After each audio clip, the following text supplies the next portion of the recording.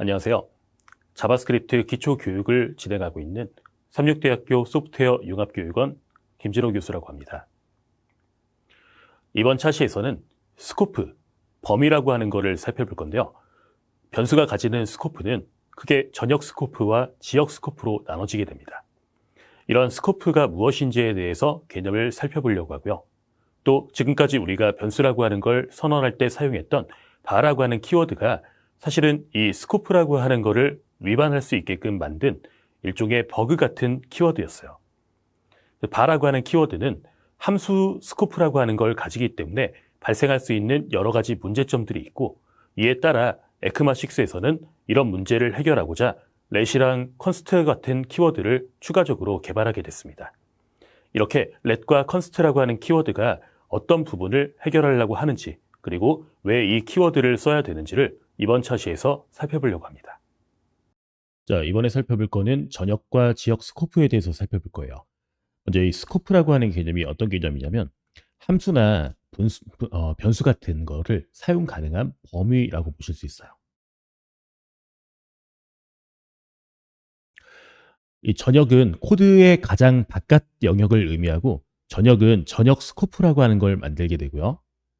그다음에 지역은 함수 몸체 내부를 말하면서 이거는 지역 스코프라고 하는 걸 만들게 돼요.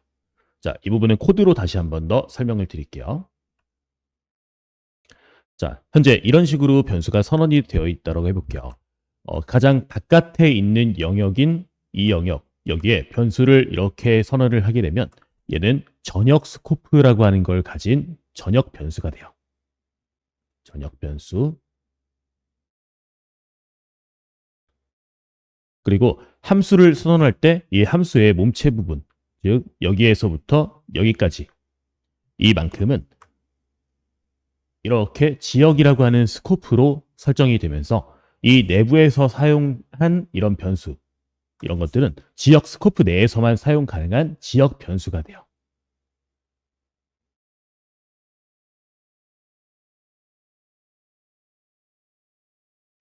자, 이런 지역 내에서 또 다른 지역을 만들 수가 있는데, 함수 내부에서 이렇게 또 다른 함수를 선언을 했죠. 그러면 함수 내부에 선언했던 이만큼이 새로운 지역으로 설정이 되면서 이 내부에서 선언한 이 변수 또한 지역 변수가 되고요.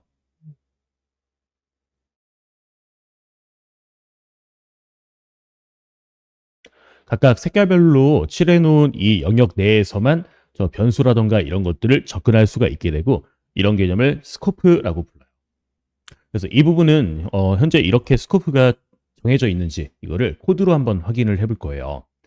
저희 VS 코드에서 코드를 직접 쳐서 한번 확인을 해볼게요.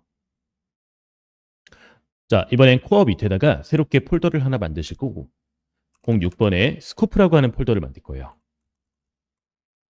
그리고 06번 하위에는 01 언더바 스코프라고 하는 폴더를 한 개 더 만들어 줄게요. 자, 그리고 이 밑에다가 파일을 하나 만드실 거예요. 자, 글로벌 앤드 로컬 앤 다시 스코프.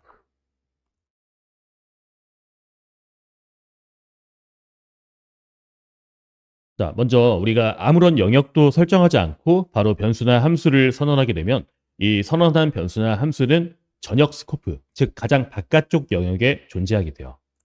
그래서 x라고 하는 변수를 하나 선언을 하고 글로벌 x라고 하는 값을 넣어주고요. y라고 하는 변수를 하나 선언을 하고 글로벌 y라고 하는 값을 넣어줄 거예요. 우리가 이제 전역 스코프를 가진다라고 하는 의미는 글로벌 스코프를 가진다라고 표현하는데, 그래서 글로벌 x, 글로벌 y라고 값을 넣어줬어요. 자, 이번에는 함수를 하나 선언을 해볼 거예요. 예, 펑션이라고 하는 키워드 이용해서 아우터라고 하는 함수를 이렇게 선언할 건데, 이렇게 선언했을 때 사용된 함수 문체, 이거는 전역 스코프 내부에 구분된 지역 스코프를 하나 가지게 돼요. 그리고 이 내부에 z라고 하는 변수를 하나 만들어서 이 아우터에 로컬 z라고 하는 값을 z 변수에다 넣어줄 거예요. 그리고 나서 콘솔.log으로 x, y, z에 각각 어떤 값들이 저장되어 있는지를 확인해 볼게요.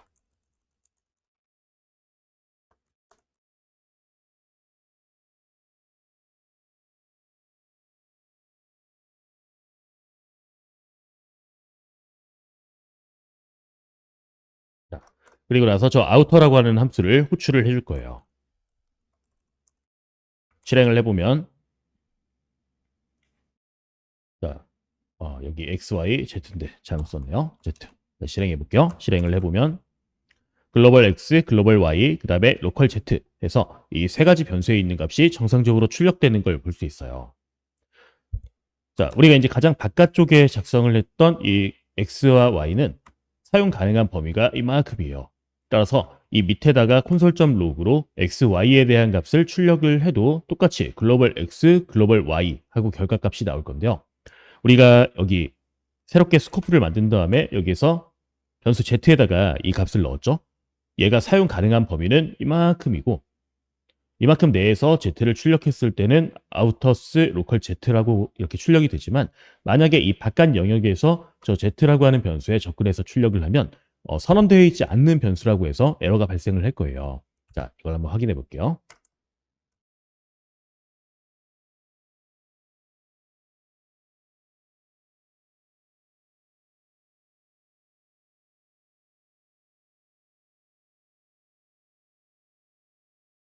실행을 해보면 글로벌 x, y, z 함수 내에서 출력했던 구문이 정상적으로 실행이 됐고요. 그 다음에 밑에서 글로벌 x, y 이렇게 x와 y라고 하는 전역 변수에 접근한 게 정상적으로 출력이 됐어요.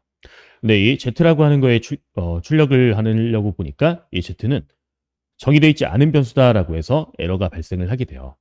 자, 아까 이제 이유 말씀드렸죠. 이 이유는 이만큼 범위 내에서 선언했던 이런 변수는 이 지역 내부에서만 사용 가능하고 이 지역 바깥에서 이렇게 접근하려고 할 때는 이미 얘는 선언된 적이 없는 변수가 돼요. 따라서 에러가 발생을 하게 되고요. 이 아우터라고 하는 함수 내부에서 함수를 한 개 더 선언을 해볼 거고요. 펑션 이너라고 하는 함수를 하나 만들어 볼 거예요.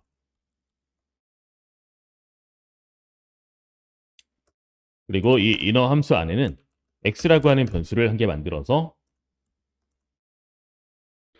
자, 이너스 로컬 x라고 하는 값을 넣어줄 거예요.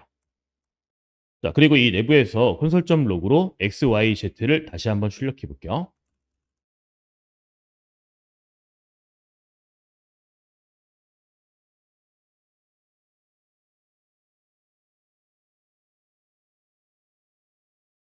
그리고 나서 이 아우터 함수에서는 이너 함수를 호출할 거예요.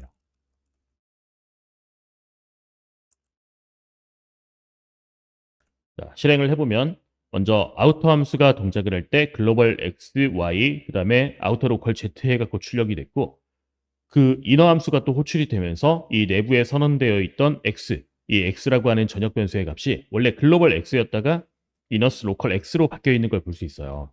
즉 전역 변수 따로, 지역 변수 따로 해서 똑같은 이름의 변수면 지역 변수가 더 우선권을 가지고 동작을 해서 여기서는 이너스 로컬 x라고 출력이 된 거예요.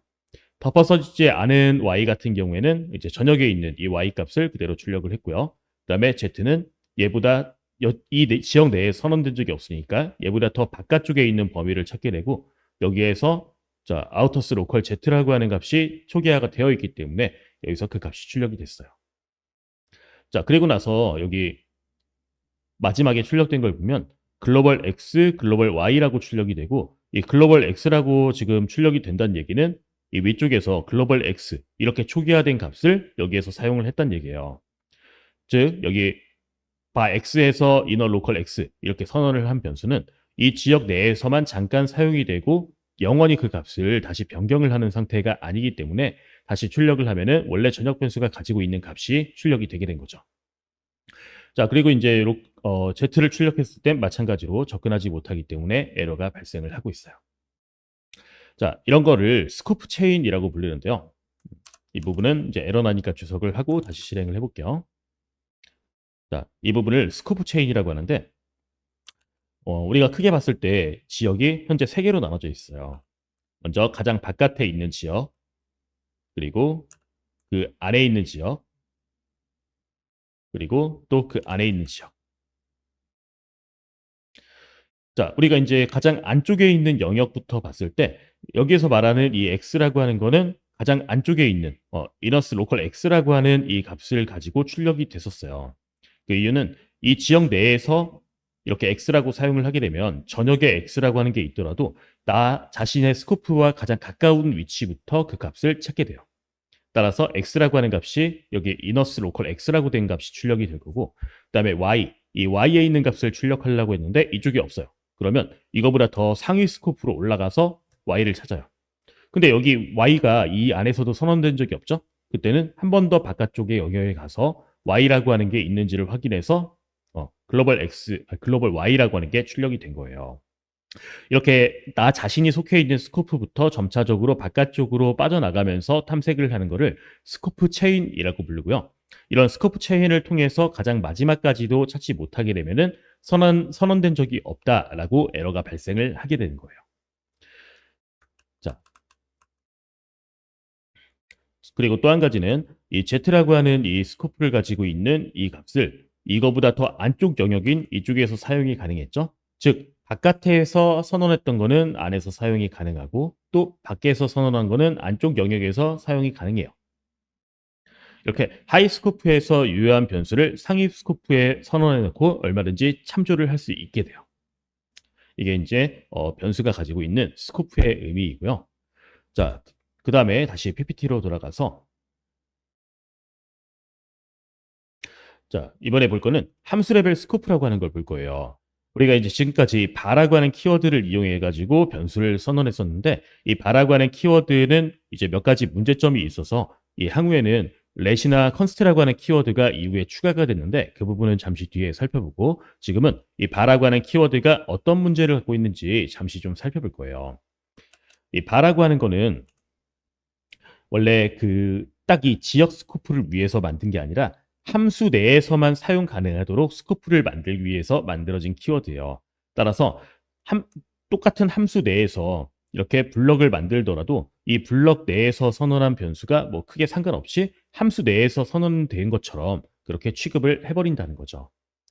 대부분 프로그래밍 언어들은 함수 몸체뿐만 아니라 코드 블럭, 뭐 이런 스코프를 만들 때 블록 레벨 스코프라고 하는 거를 가지게 되는데 이 바라고 하는 키워드로 선언된 변수는 오로지 함수 코드 블럭, 이 함수 본체만을 지역 스코프로 인정을 하기 때문에 우리가 이제 의도치 않는 값들을 뭔가 이렇게 들어가면서 원하지 않는 결과가 나올 수 있어요. 그래서 이 부분을 먼저 코드로 좀 살펴볼게요. 자, 스코프 하위에다가 파일을 하나 만들어 주실 거고 이번에 02 언더바 펑션 다시 레벨 다시 스코프라고 하는 파일을 만들어 줄게요. 자, 먼저 i라고 하는 변수를 0으로 초기화를 했어요. 함수 바깥에 선언한 변수는 전역 변수라고 했었어요. 그 다음에 for i는 0. 자, 그리고 i가 10이 될 때까지 반복하면서 i를 1씩 증가시켜요. 자, 그리고 나서 콘솔.log으로 i라고 하는 변수를 이렇게 출력을 해볼게요. 자, 실행해 보면은 10이라고 하는 값이 들어있는 걸 볼 수 있어요. 자, 보면은 처음에 i는 0으로 초기화를 했고 이 i라고 하는 변수가 사용 가능한 스코프는 이만큼이에요. 그리고 반복문을 이용해서 i를 0으로 다시 초기화를 했고 여기에서 사용한 이 변수는 이렇게 블록 스코프라고 하는 거를 가져야 돼요. 자, 먼저 그 조건문을 이렇게 통과를 하게 되고 반복문을 실행하고 증감식으로 올라와서 i가 1씩 증가를 하게 됐고 이렇게 계속 순환적으로 반복을 하면서 이 반복문은 i가 10이 되는 순간 조건이 거짓이 되기 때문에 빠져나왔어요. 자, 이때 i라고 하는 값을 출력하면 이 지역 내에서 사용한 거는 사실상 무시가 돼야 되고 원래 전역 변수 i가 갖고 있던 0이라고 출력이 돼야 되지만 여기서는 10이라고 출력이 되고 있어요. 즉, 이 지역 스코프를 무시하고 이 전역 변수 i에다가 값을 계속 누적을 했다는 개념이에요. 심지어 이게 어떤 문제를 발생시키냐면 또 이렇게 i는 0이라고 초기화하는 거를 없앴어요. 그러면 원래는 지역 내에서만 i를 이렇게 사용할 수 있지만 실행을 해보면 이 i는 똑같이 10이라고 출력이 되고 블럭 스코프를 가지지 않고 전역 스코프를 가지기 때문에 i라고 하는 값을 반복문 내에 선언을 했음에도 불구하고 바깥쪽에서 접근이 가능했던 거죠. 이렇게 의도하고는 다르게 포문 코드 블럭 바깥에서도 내부의 값을 변화한 거를 사용할 수 있고 하다 보니까 예측이 불가능한 상황들이 발생을 하는 문제점들이 나타났던 거예요. 그래서 이 이후에는 렛이나 컨스트가 어떤 부분을 해결하려고 했는지 이 부분을 조금 더 자세히 살펴보려고 해요. 자, 이번에 살펴보려고 하는 거는 바라고 하는 키워드를 이용해서 변수를 선언할 때 어떤 문제점을 가지고 있는지, 또 이걸 해결하기 위한 렛이라던가 컨스트라고 하는 키워드가 어떤 것들을 해결하기 위한 건지 이거를 좀 살펴볼 거예요. 우리 에크마 5 버전까지는 변수를 선언할 수 있는 유일한 방법이 바라고 하는 키워드를 사용하는 거였어요. 근데 이거는 몇 가지 문제점들을 야기시키기 때문에 지금은 최대한 사용을 하고 있지 않는 추세이고요. 먼저 이 바라고 하는 키워드가 가지는 한 가지 문제는 변수 중복 선언이 허용된다는 거예요. 이 바라고 하는 키워드로 선언된 변수는 같은 스코프 내에서 중복 선언이 허용되는 문제점을 가지고 있어요. 초기 화문이 있는 변수 선언문은 자바스크립트 엔진에 의해서 바 키워드가 없는 것처럼 동작을 하고, 초기 화문이 없는 변수의 선언문은 또 무시되는 이런 이상한 특성을 가지고 있는 상황이었어요. 또 이 바라고 하는 키워드는 함수 레벨 스코프라고 하는 걸 가지게 되는데, 우리 아까 시간에 잠깐 봤었던 이 함수 레벨 스코프라고 하는 것 때문에 바 키워드로 선언한 변수는 코드 블럭 내에 선언을 해도 모두 전역 변수가 되는 문제점이 있는 거예요. 또 변수 호이스팅 문제가 있고요. 이 변수 호이스팅은 바라고 하는 키워드로 변수를 선언하게 되면 변수 호이스팅에 의해서 변수 선언문이 스코프의 선으로 끌어올려진 것처럼 동작을 하면서 undefined라고 하는 값이 들어가 갖고 뭔가 좀 예기치 않는 이런 오류들이 발생을 할 수 있고, 가독성도 떨어뜨리면서 여러 가지 이제 안 좋은 상황을 초래할 수 있기 때문에 이 바라고 하는 키워드는 이런 문제점들을 가지고 있는 거예요. 그럼 이 문제점들을 저희 코드로 한번 살펴볼게요.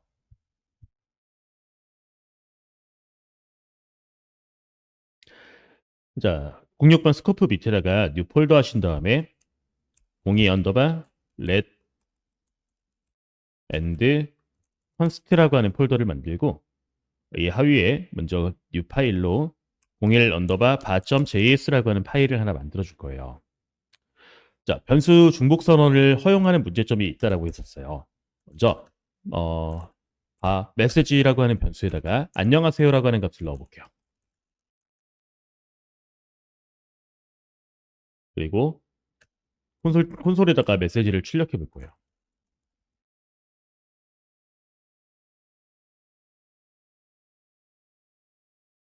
자, 실행해 보면 안녕하세요라고 하는 값이 정상적으로 들어있는 걸 볼 수 있어요. 근데 이제 똑같은 스코프임에도 불구하고 똑같은 이름의 변수를 선언하는 게 문제가 되지 않아요. 이번엔 안녕히 가세요라고 하는 글자를 넣어볼게요.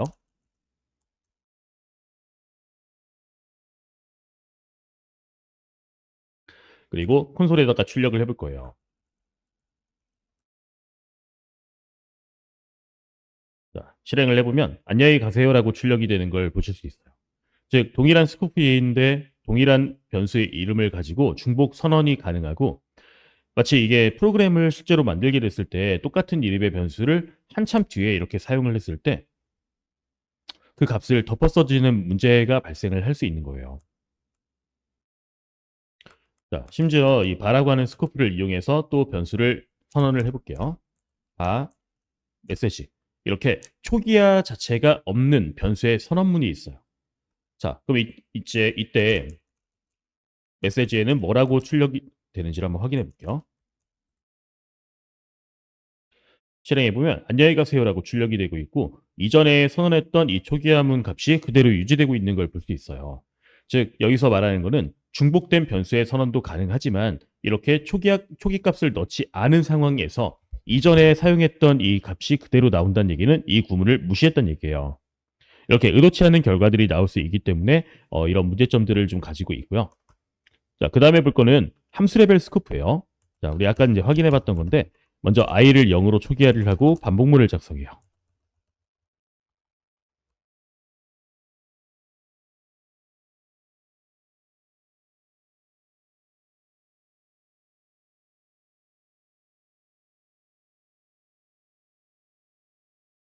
자, 그리고 콘솔.log으로 이 i 값을 출력하면 블록 스코프를 가지지 않고 전역 스코프를 그대로 가지고 있기 때문에 처음에 이 i라고 하는 변수가 0으로 초기화가 됐고 다시 0으로 곧 초기화가 되면서 이 i가 11일 때까지 일씩 누적해서 증가하는데 이 전역에 있는 i 값을 변경했기 때문에 마지막에 출력하면 10이 나온다고 했죠.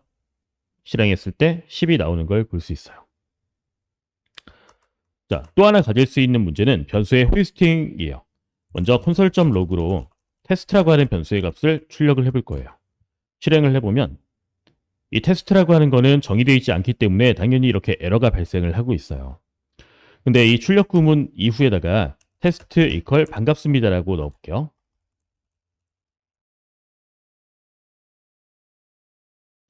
실행해보면 자, 역시 이 테스트는 현재 정의가 되어 있지 않기 때문에 반갑습니다. 이렇게 들어가 있지 않고 에러가 발생하는 걸 볼 수 있어요. 자, 근데 이제 이상하게도 테스트라고 하는 변수를 선언 자체를 이 밑에다가 이렇게 해버렸어요. 그리고 실행을 하면 이번에는 undefined라고 하는 값이 테스트에 들어있는 걸 볼 수 있고 그 다음에 테스트에 반갑습니다라고 하는 값이 들어간 이후에 콘솔에다가 값을 출력을 해볼게요. 실행해보면 이번엔 반갑습니다라고 하는 값이 들어있는 걸 볼 수 있어요.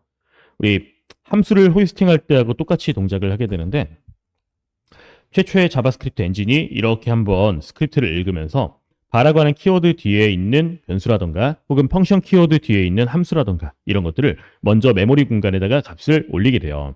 이때 초기화 코드가 없는 상태에서 값이 공간이 만들어지고 자바스크립트 엔진에 의해서 undefined라고 하는 값이 들어있는 상태가 돼요.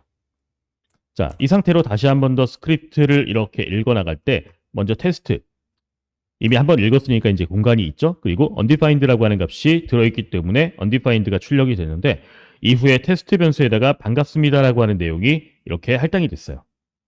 그리고 난 이후에 콘솔에다가 다시 한번 출력했을 때는 반갑습니다라고 하는 값이 정상적으로 출력된 걸 보실 수가 있어요. 이렇게 가독성을 해치게 순서를 막 뒤죽박죽 해도 얘는 돌아가기 때문에 이런 문제점들이 발생을 할 수 있어서 그래서 최대한 이 바라고 하는 키워드는 사용하지 않는 게 더 헷갈리지 않게 프로그래밍을 하는 방법이에요. 자, 그럼 이제 이거를 해결하기 위해서 우리는 크게 두 가지 키워드가 추가가 됐는데 하나는 let이라고 하는 키워드하고 하나는 const라고 하는 키워드예요.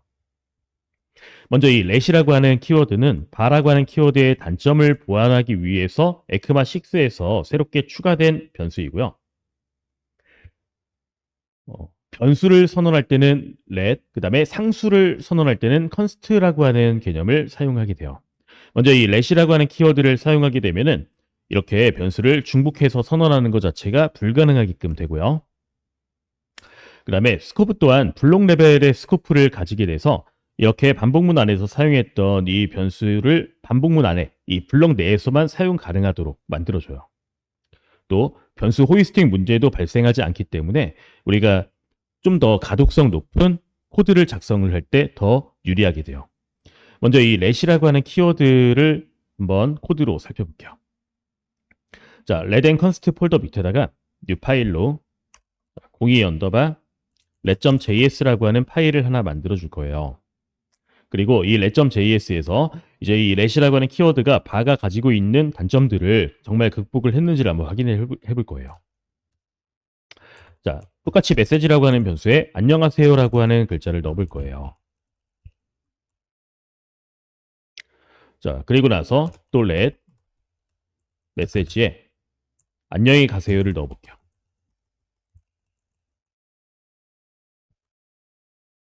자, 실행을 해보면은 이 메시지 안녕히 가세요라고 하는 거는 이미 메시지라고 하는 변수가 정의가 되어 있기 때문에 더 이상 사용하지 못한다라고 하는 문법상의 에러가 발생하고 있는 걸 볼 수 있고요.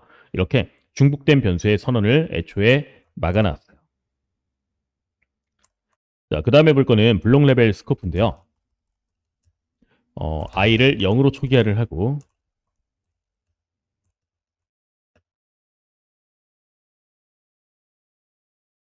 이 반복문 내에서 지역 변수를 한번 출력해 볼게요. i 값을.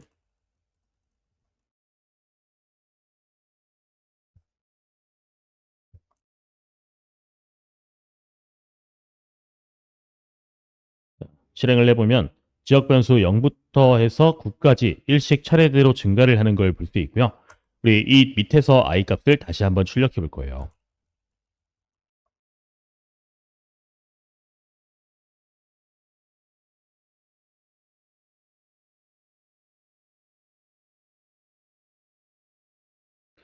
자, 실행해 보면 우리 맨 밑에 출력을 했던 이 i라고 하는 변수의 값은 현재 전역 변수로 선언했던 0이라고 하는 값이 들어있는 걸 확인할 수가 있고요.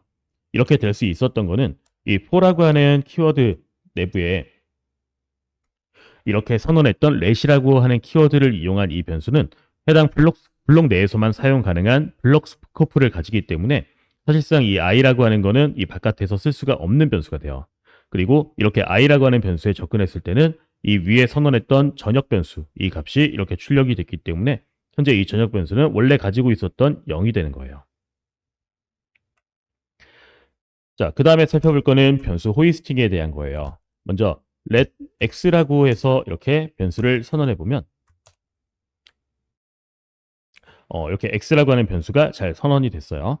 자, 그 다음에 우리 이 위쪽에다가 console.log로 x라고 하는 거를 이렇게 출력을 하게 되면 원래 변수 호이스팅에 의해서 선언문을 먼저 만나서 공간을 만들게 되고 그 이후에는 undefined로 되어 있는 값으로 이렇게 출력이 됐던 거 기억하시죠? 실행을 해보면 얘는 이 x라고 하는 게 초기화가 되기 전에는 접근할 수 없다라고 하는 에러가 발생을 하게 되고요. 실제로 그 스크립트를 읽을 때는 먼저 공간을 만드는 건 맞아요. 처음 읽을 때 공간을 만드는 건 맞지만 초기화 구문을 만나지 않은 상태의 변수는 그 위쪽에서 접근을 하지 못하도록 막으면서 마치 호이스팅이 발생하지 않은 것처럼 동작을 시키는 거예요. 자, 이런 식으로 변수 호이스팅이 일어나지 않게끔 하면서 조금 더 가독성 높은 코드를 작성할 수가 있게 해줘요. 자, 그 다음에 볼 거는 const라고 하는 키워드예요. 이 const는 상수를 선언하기 위해서 사용하는 키워드인데요. 이 상수라고 하는 거는 이 자바에서는 파이널이라고 하는 키워드를 붙이는 개념하고 똑같아요. 한번 값을 초기화해 놓은 이후에는 값을 더 이상 변경하지 못하도록 하면서 조금 더 안정적으로 코드를 작성할 수 있게끔 만드는 그런 키워드예요. 이렇게 const 키워드를 이용해서 선언을 하고 나면 더 이상 그 값은 덮어쓰지 못하게 돼요. 자, 코드로 한번 확인해 볼게요.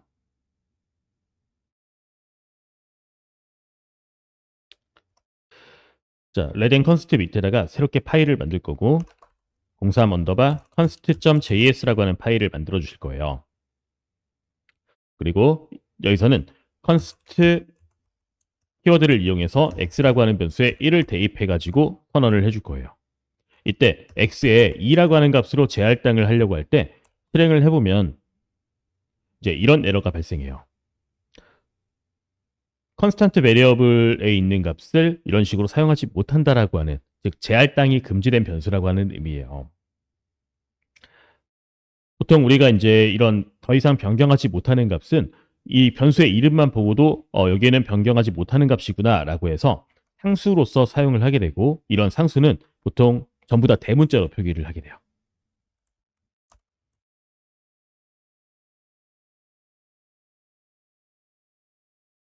자, 디스카운트 레이트라고 하는 이 변수를 다 대문자로 선언하고 컨스트라고 하는 키워드를 뒀어요. 그리고 0.15라고 하는 값을 넣었고요. 이제 이 디스카운트 레이트는 더 이상 변경하지 못하는 상수가 돼요. 그리고 개발자들끼리의 암묵적인 약속에 의해서 전부 다 대문자로 되어 있는 이 값은 변경하지 못하는 값이구나 라고 개발자가 알고 사용을 할 수가 있게 돼요. 자, 사용하는 방법은 변수하고 똑같아요. price라고 하는 변수를 한 개 선언을 하고,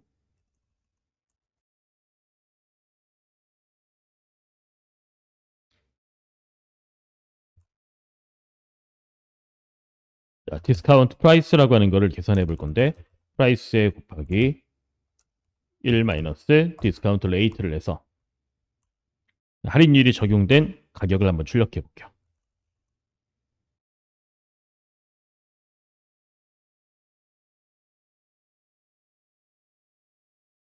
자, 실행해 보면 할인율이 적용된 값이 정상적으로 출력되는 걸 보실 수 있어요.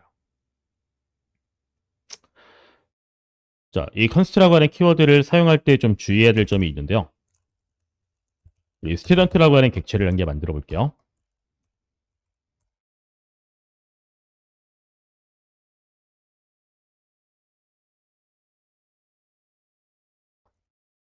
자, 이렇게 유관순이라고 하는 객체를 한 개 만들었어요. 우리 스튜던트라고 하는 곳에 새롭게 홍길동이라고 하는 값을 가진 객체를 할당을 해보고 싶어요.